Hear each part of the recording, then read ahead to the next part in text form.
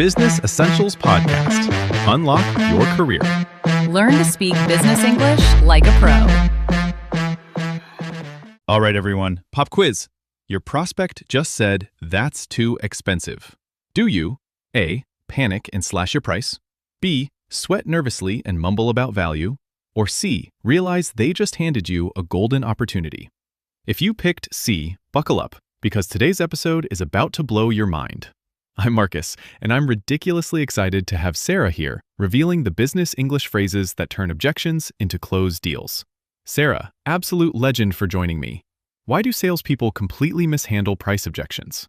Marcus, I'm fired up to dig into this.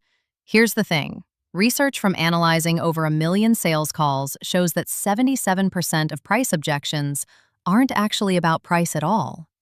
They mask concerns about perceived value, trust, or ability to justify the decision internally. But most salespeople immediately jump to defending their price or offering discounts. And the data tells a fascinating story here. Salespeople who successfully handle objections achieve closing rates of 64%, nearly double the industry average of 32%. Wait, 77% aren't really about price? That's absolutely bonkers. Right. When someone says, "That's too expensive," what they're often really saying is, "I don't see enough value," or "I can't justify this to my boss," or "I don't trust that this will actually deliver results." But if you hear "too expensive" and immediately drop your price by 10%, you've just signaled that your original price was inflated and that you're willing to negotiate away your margins.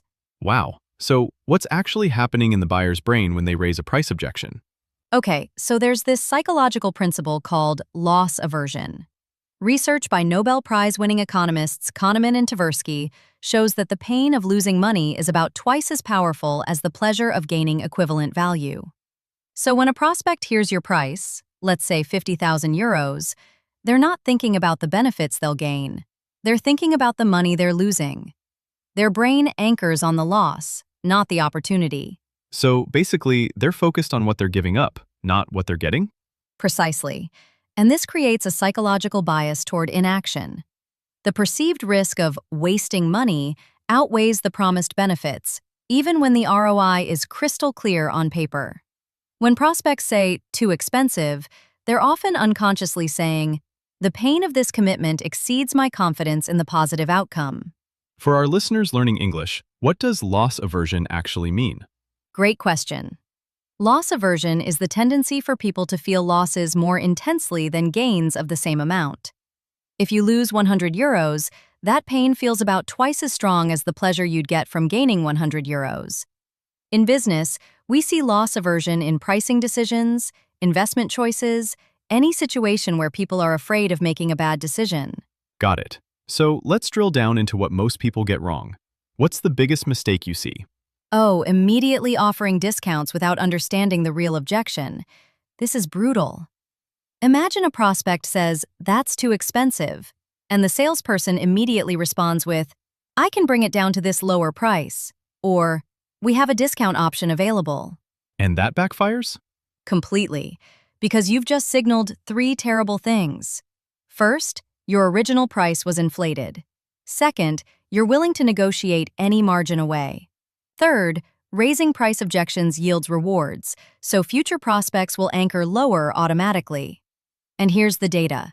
Managers who immediately discount when hearing price objections destroy 15 to 25% of profit margins annually. So what should they do instead?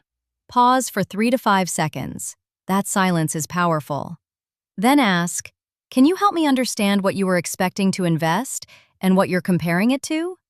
Now you've shifted from defending price to discovering the real concern. Often the objection disappears once you understand their reference point.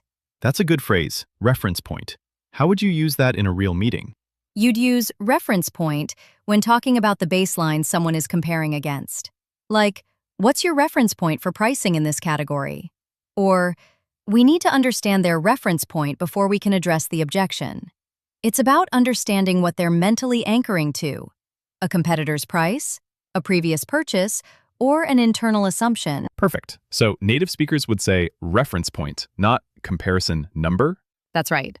Reference point is the professional term used in psychology, economics, and sales. It signals you understand anchoring and comparison psychology. Okay, so give me another example of what gets people in trouble. All right, defending price rather than demonstrating value. This happens constantly. A prospect says, "Your price is too high," and the salesperson responds with, "Actually, our price is justified because of these features our competitors don't have." They start listing technical features. And what happens? The prospect hears this as defensive justification for why you think you're worth the price, not proof that they'll see ROI. You've positioned yourself as feature-focused instead of outcome-focused. And here's the thing, prospects don't buy features. They buy solutions to problems. Sales conversations focused on outcomes close at 64% rates. Those defending features close at 32%. So how do you shift to outcomes instead? You reframe around their specific situation. Instead of defending features, you'd say something like, "I understand price is important. Let me ask, if we could reduce your customer churn by 15%, which represents roughly 750,000 euros in retained annual revenue, what would that be worth? Our annual investment is 120,000 euros, which creates a 6-to-1 return. Now price becomes context for exceptional ROI, not an arbitrary number." Can you give me that phrase exactly? Reframe around? Sure. When you reframe something, you're changing how it's presented or understood, shifting the perspective. You'd say, "Let's reframe this discussion around outcomes instead of features." Or, "We need to reframe the pricing conversation around ROI." It's about changing the lens through which someone views the situation. Got it. So native speakers would say, reframe the conversation, not change how we talk about it. Both work, but reframe is more sophisticated and professional. It signals you understand strategic communication and persuasion psychology. What about when people propose solutions too early? Yeah, this is a massive problem. Someone spends 20 minutes discussing their service, shows a proposal, quotes a price, and then the prospect says, "Too expensive." At that point, attempting to justify the price through more features or discounts rarely works because the damage is already done. So what's the right approach? Before developing any solution or discussing price, you ask discovery questions. What would solving this problem be worth to you? And what constraints exist around addressing this? This ensures your proposal matches their needs and budget reality before pricing becomes contentious. When price expectations are discussed before solution development, price objection rates drop by 80%. How would you use discovery questions in this context? Discovery questions are open-ended questions designed to uncover a prospect's real needs, constraints, and motivations. You'd say, "Let's start with some discovery questions to understand your situation." Or, "Good discovery questions reveal whether price is the real barrier or just a symptom." It's the foundation of consultative selling. Perfect. And that's common in sales and business English? Very common.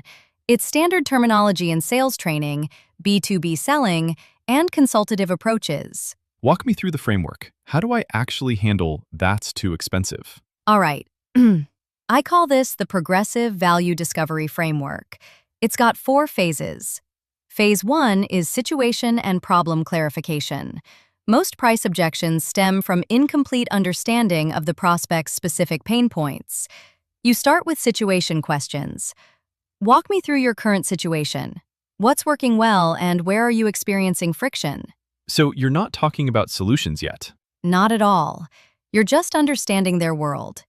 Then you transition to problem questions. Of all the challenges we've discussed, which creates the most urgency?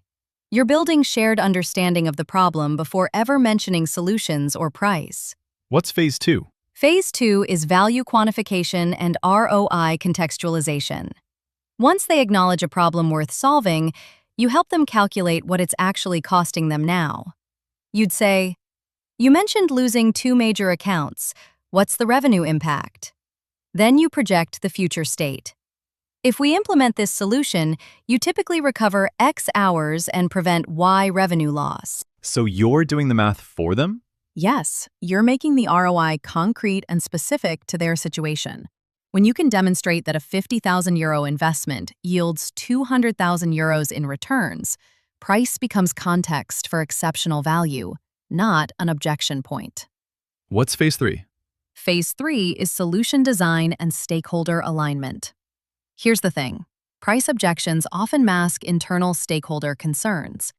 The person you're talking to might not have authority to approve, or they're worried about justifying the decision to their CFO.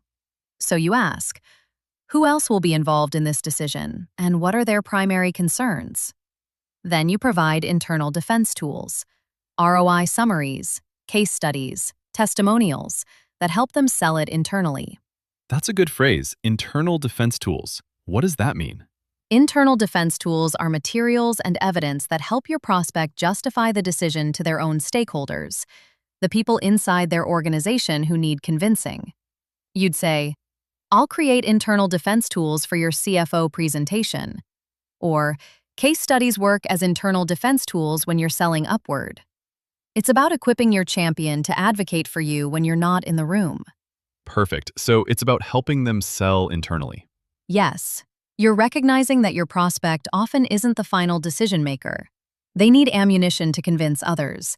When you provide that, price objections often disappear because their real concern was, how do I defend this to my boss? And phase 4? Phase 4 is commitment and implementation confidence. This is where you remove remaining objections about execution risk. You clarify the implementation pathway. Here's exactly how we'd approach your first 90 days. You establish success metrics and reconfirm the value equation. You'd say, we've established your current situation costs €280,000 annually, and this investment of $50,000 creates a 3.6 to 1 return. Any remaining concerns? So by this point, price isn't really the objection anymore. Right. You've addressed value. You've quantified ROI. You've provided internal selling tools, and you've reduced implementation risk. If they're still objecting to price at this point, it's usually a genuine budget constraint, not a value perception issue. And those require completely different solutions like payment plans or phased implementation. Before we wrap up, let's recap the key terms we talked about today. Sure. The main ones were loss aversion, reference point, reframe around, discovery questions, and internal defense tools. Remember, loss aversion is the psychological tendency to feel losses about twice as intensely as equivalent gains. It's why price objections feel so powerful to prospects, even when the ROI is clearly positive. Great, so our listeners can use these terms when they're handling sales objections, structuring proposals, or coaching sales teams. These are foundational concepts in professional selling and negotiation. All right, so Sarah, what's the one thing you want people to take from this conversation? That's too expensive is almost never about price. It's a signal that you haven't yet built sufficient perceived value, trust, or confidence in outcomes. When you hear that objection, resist the urge to immediately defend or discount. Instead, pause, ask discovery questions to uncover the real concern, and address that underlying barrier. The data shows that customers who initially object to price become 43% more valuable long-term because they've been through the value discovery process.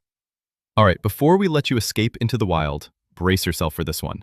Next episode, those magical 3 words that close more deals than any slick framework or ninja negotiation hack. They unlock trust, demolish hesitation, and turn maybe later into yes now. Wait, 3 words? I've been out here doing backflips with closing scripts. This better be good, Marcus. You beautiful humans make this all worthwhile. Thanks for showing up. Stay sharp, stay bold, and we'll see you real soon. Business Essentials Podcast. Unlock your career. Learn to speak business English like a pro.